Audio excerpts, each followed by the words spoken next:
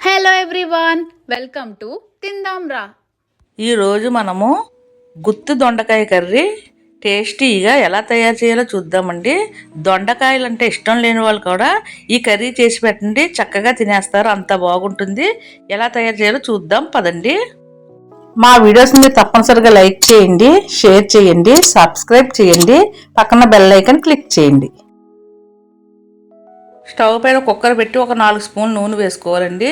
నూనె కొంచెం బాగా కాగిన తర్వాత మా దొండకాయలు గుత్తి వంకాయలా కట్ చేసుకోవాలి. దొండకాయ 4 చీలికల్లా చీల్చుకుంటే దొండకాయ గుత్తి కర్రీకి బాగుంటుంది. ఇలా కట్ చేసిన దొండకాయలను నూనెలో వేసి మగ్గే వరకు కదుపుకుంటూ వేయించుకోవాలండి. ఈ దొండకాయలు తొందరగా మగ్గాలంటే కనుక దీంట్లో కొంచెం సాల్ట్ వేసుకోవాలి.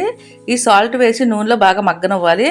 మధ్య మధ్యలో మూత పెట్టుకుంటూ మగ్గనివ్వాలి. మూత తీసి మరలా కదుపుకుంటూ ఉండాలి. ఈ దొండకాయలను ఇలా వేగిన తర్వాత తీసి పక్కన పెట్టుకోవాలి. ఇవి దొండకాయలన్నీ ఇలా వేగిన తర్వాత పక్కన స్టవ్ పైన ఒక మూకుడు పెట్టుకుని దాంట్లో 2 స్పూన్లు నూనె వేసుకోవాలి. దాంట్లో ఒక పావు కప్పు పల్లీలు వేసి వేయించుకోవాలి. పల్లీలు వేగిన తర్వాత ఒక స్పూన్ నిండుగా ధనియాలు, జీలకర్ర, మినప్పప్పు, శనగపప్పు వేసి వేయించుకోవాలి. ఈ పోపు సామాన్లన్నీ కదుపుకుంటూ వేయించుకోవాలి. తర్వాత స్టవ్ ఆఫ్ చేసిన తర్వాత 2 స్పూన్లు నువ్వులు వేసుకోవాలి. తర్వాత కొంచెం చింతపండు, పల్లీలు వేయించుకుని ప్లేట్లో వేసి పక్కన పెట్టుకోవాలి. మనం పోపు సామాన్లు వేయించుకున్నాం కదా, అదే నూనెలో ఓ పెద్ద సైజు ఉల్లిపాయను ఇలా చిన్న చిన్న ముక్కలుగా కట్ చేసి వేయించుకోవాలి. చిన్నవతో 2 వేసుకుంటే పెద్దవతో 1 సరిపోతుంది. ఒక మిక్సీ జార్లో అల్లము, వెల్లుల్లి రబ్బలు వేసుకోవాలి. వేయించి పెట్టుకున్న పోపు సామాన్లను వేసుకోవాలి. దాంట్లోనే ధనియాల పొడి, జీలకర్ర పొడి వేసుకోవాలి. టేస్ట్కి తగ్గట్టుగా ఉప్పు, కారం కూడా యాడ్ చేసుకోవాలి.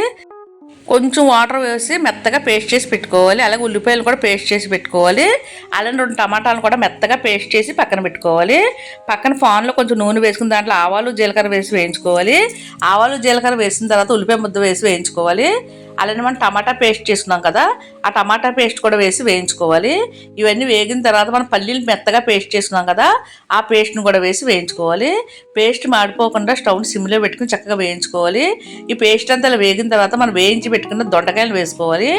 ఈ దొండకాయలు, ఉల్లిపాయ పేస్ట్ బాగా కలిసేలా కలుపుకోవాలి. ఈ కూర 5 నిమిషాలు బాగా మగ్గనివ్వాలండి. 5 నిమిషాలు మగ్గిన తర్వాత కస్తూరి మేతిని కొంచెం నలుపుకుని వేసుకోవాలి. తర్వాత మనం మిక్సీ జార్లో కొంచెం వాటర్ పోసి ఆ వాటర్ని కర్రీలో వేసుకోవాలి. ఈ కర్రీ అంతా బాగా కలిసేలా కలుపుకోవాలి. పైన మూత పెట్టి చక్కగా మగ్గనివ్వాలండి. ఉప్పు కారం సరిపోతే కనుక మరి కొంచెం ఉప్పు కారం వేసుకోవాలి. ఈ కర్రీలో మనం పల్లీలు, నువ్వుపప్పు వేసుకున్నాం కదండి. నూనె చక్కగా చూడండి ఎలా తేలిందో. కూర అంతా ఇలా దగ్గరగా వరకు ఉడికించుకోవాలి. ఈ కూర అయితే రైస్లోకి, టిఫిన్స్లో కూడా చాలా బాగుంటుందండి. అలానే బిర్యానీలో కూడా చాలా బాగుంటుంది. కూర చాలా రుచిగా ఉంటుంది. అందరూ చాలా ఇష్టంగా తింటారు. దొండకాయలు అంటే చాలా మంది ఇష్టపడరండి, కానీ ఇలా చేసి చూడండి, చాలా బాగుంటుంది. అంతే రుచితో కూడా ఉంటుంది. ఈ కూర ఉడుకుతున్నప్పుడు పైన నూనె తేలుతుందండి. నూనె ఎంత తక్కువ వేసినా కొంచెం నూనె తేలినట్టుగా వస్తుంది. ఎందుకంటే దీంట్లో మనం పల్లీలు, నువ్వుపప్పు వేసాం కదా, ఆ నూనె అంతా పైకి తేలుతుందండి. కూర అంతా ఇలా దగ్గరికి అయిన తర్వాత స్టవ్ ఆఫ్ చేయాలండి. తర్వాత సర్వింగ్ బౌల్ వేసుకుని సర్వ్ చేసుకోవాలండి. ఈ కూర అయితే చాలా రుచిగా ఉంటుంది. మొత్తం రైస్ అంతా ఈ కర్రీతో తినేస్తారని అంత బాగుంటుందండి.